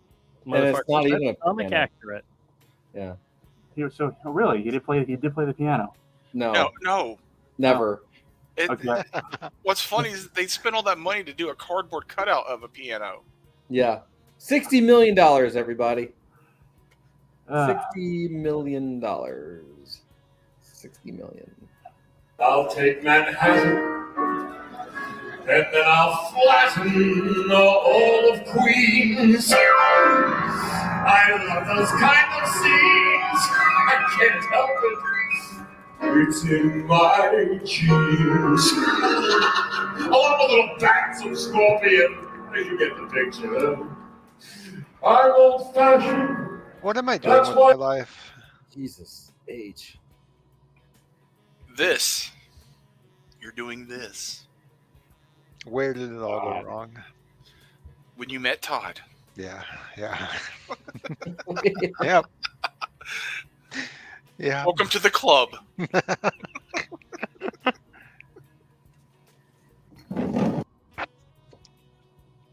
This is like back behind the scenes shit. Because they worked so hard on it. It was so obvious they worked so hard on this. yeah, I mean, I know they worked hard. It's just really bad. I could keep throwing links at you, but I think this is Just No. imagine work. Just imagine that much hard work and that much money spent just to suck that bad. well, It actually, really there's a It's big like vendor give me effect. $1.50. I can get it done. well, apparently there's a video of Stan Lee's reaction. This is Oh, look, God. we all Well- have bad ideas. I just sent it And to you. Pat, usually, so, click if you dare. Yeah, but Stan's not going to knock it. He's going to be like, it's incredible. Like he's a showman. He's not going to say anything negative. Stan would never say anything. I want mean, you he's guys to literally know. paid. He was literally paid to say good things. So I want you guys to know that I only have a few years left of good vision where I can actually see things. You guys just stole about a year off of that. You You're fuckers. welcome. Here, you want to hear Stan talk about how amazing it is to have a Broadway play and how he could never have imagined Spider-Man would be on the big screen, let alone Broadway. Go for it. Years, I never would have guessed That's enough. Spider-Man That's would enough. become That's a enough. worldwide phenomenon. Worldwide phenomenon. Would you like me to? Did I Yeah, nail it's it? Stan Lee being Stan Lee. carry on. Carry on. This is what Stan did. It's what he was good at. Yeah. And that one day they'd be preparing a Broadway show based on Spider-Man. You're taking my character and you're going to make him more famous and greater than he's ever been. I love you. You're wonderful. I was privileged to be asked to come to the theater and see part of a rehearsal. And When then I he had saw a the heart attack set- and died. Huh? Then he had a heart attack and died. Right there. Yeah. I saw some of the action shots of Spider-Man swinging. When I met the cast and spoke to them, when I met Julie and I saw her enthusiasm and her ability, her talent, and the way she put all of this together, I expected to be impressed, but I never expected to be as impressed as I was between the music and the action and the special effects and the characterization and the bits of humor. It's like everything you want in a show combined and more spectacular than any other show has ever been. I don't know At least how we know to he can read off a teleprompter. Good Oh, job. yeah. He's a showman. He's good. It's the best thing ever made. describe it without sounding like I'm going over the top. Right here. Man, I've never seen anything like it. I cannot wait till that show opens. I want to see it 100 times. Julie, thanks again. Stan was a glad hander. It's what he did. Yeah, dude. Behind the scenes, he'd be like, line them all up with give me a Tommy Yeah, he'd gun. be like, you know? that's shit. Yeah. It's a piece of shit. All right. Don't worry, guys. For the sake of your eyeballs, I won't post any more links. Oh, good. But That was awesome, though. That was absolutely awesome. yeah, Todd, I'm sending you the link. Well, I'll post the link to the archive if you guys want to torment. If you guys are in need are in need of inspiration for your next like shroom session. Oh my god. So bad, dude. So bad. No, but that's, I mean, because I remember when I was working, at keep in mind this was an office on off of like 47th Street, like literally like half a block from Times Square, And yeah, it was full. It was full of old theater people. In fact, one of the ladies who worked there was actually in the original cast of West Side Story in the 50s. Oh shit! And I just sent you a link. Is Private that you, chat Drew? thing. Okay, hold on. Drew sends a link. We got to do it. We're gonna go. all right, yeah. Play Drew, the, I'm trying to watch it. Play it off screen so you can get rid of the advertisement Okay. first. Yeah, let me get past that. All right. Okay, this is the Roadhouse trailer. Great. Yeah. All right. No, I liked it, Drew. I mean, I'm gonna watch it. All right. Ready? Shoot. Before we start, do you have insurance? What? Your coverage good? Like you have dental? Oh, haha. Is there a hospital nearby? Is it like too far? About like 25 minutes, I'd say. I just slapped you. Are you all right? What?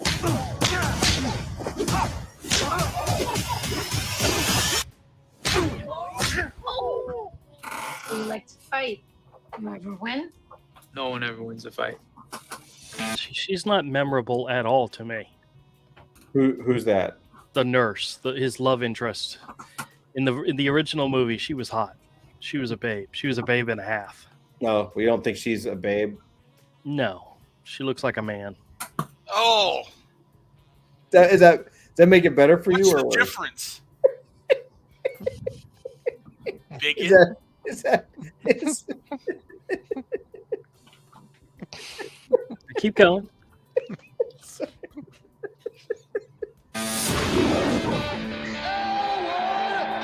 I just wanted to make sure that I froze on Jake Gyllenhaal's naked body for you. So. Oh yeah. It's okay. I appreciate it. It's like, Andrew! In the words of Peter Griffin. This body is for you, Andrew! In the words of Peter Griffin, Roadhouse.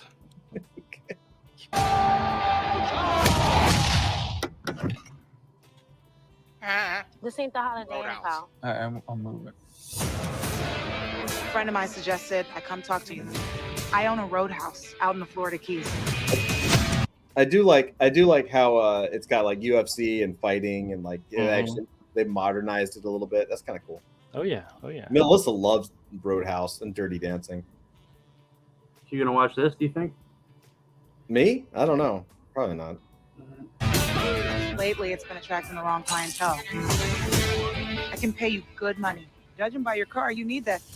Well, I like my car. Think about it. I know who you are. Elwood Dalton. Big fan, man. That guy's got a knife under his shirt. You just take a big step back and pop me in the face. You can do it. Tell me about this fountain. Did you? Is that the shot that made you want to see the movie, Andrew? No. We haven't gotten there yet. Keep going. Oh, I'm just trying to. oh, dude, it's the shot in the mouth. Andrew, thank you. That's what he said. You're welcome. Oh, this is awful. That's all nice. Like he's Mr. Rogers. Good night, guys. Then he'll haul off. No, you guys sorry. Really interesting guy overall. Brand wants to take the roadhouse away from me. He wants to build some resort.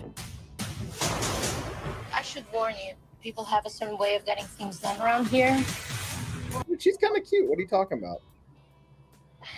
Isn't that his love interest? She's like Angelina Jolie from like Hackers. Cute. I guess. Angelina Jolie in Hackers was cute. Yeah, I know, but she was like, like nasty looking cute, That's Angelina Jolie. That was kind of her stock in trade. Yeah. Oh, you don't like the nasty cute? Depends on how many tattoos she has. I understand. A little more shaving cream, a little less eyeliner. It's fine. Is that around here? Oh, of course they got Conor McGregor. Yeah. That's cool. He He's can't on act. roids like motherfucker right now, huh? He can't act. Well, he's on super steroids right now. So Yeah. He doesn't have a neck. well, yeah, that's because he's roided up right now. Hey, fellas. Looks like you're having a smashing night. Logan! I got a tip for you. Don't let no one get this close. Let me guess. Threaten me. Tell me to get out of town. I get the impression that you can't be threatened. Once Knox is on the job, it's over, baby. It takes a lot to get me angry. So is Conor McGregor the enemy, the bad guy? I mean, he's not the bad guy, but he's like the bad guy's muscles. Oh, okay, that's cool. But when I am, I just can't let go.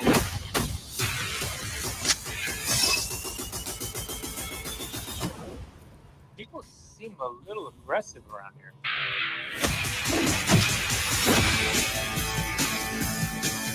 Is that one in front of yours? No, I just broke his arm. If you remember the original movie, his finishing move to the bad guy was he tore out his throat. Roadhouse. It doesn't look bad, man. Road. It doesn't look bad.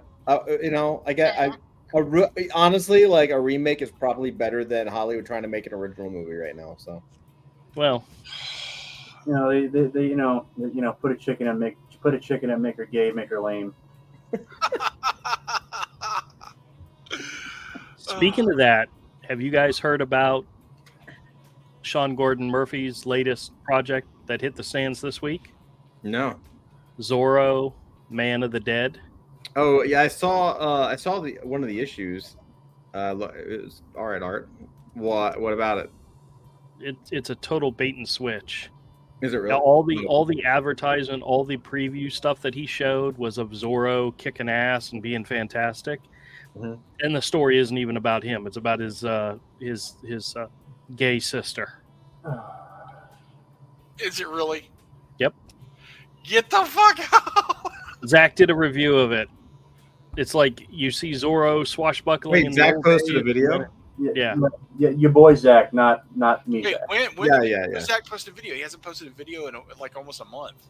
Yeah, well, he as he gets things done, he's going to give himself time to post videos again, and he's posted a couple so far. Oh, I'll be sure to not watch them. Okay. I'll watch him. I like Zach. I don't have anything against him at all. Yeah. I just stopped watching most people's videos. Yeah. Well, at least you watch mine, right? Mine are good. Yeah. Dusty, how are you doing? How are you?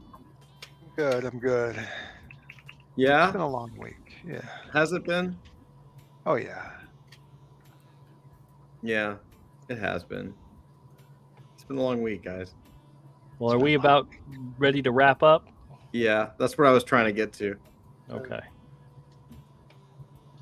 Thank you, Zach and Andrew, for those movie trailer. Not movie trailer. For the entertainment on the second half of this. That's great. Oh yeah. Roadhouse. Roadhouse. And Spider-Man Into the Dark. Can't beat it. This is the best ever. Anyway, it's the best thing ever. Everybody, love you. Happy Friday. Happy Nerd Den. We will see you same bat time, same bat channel next week.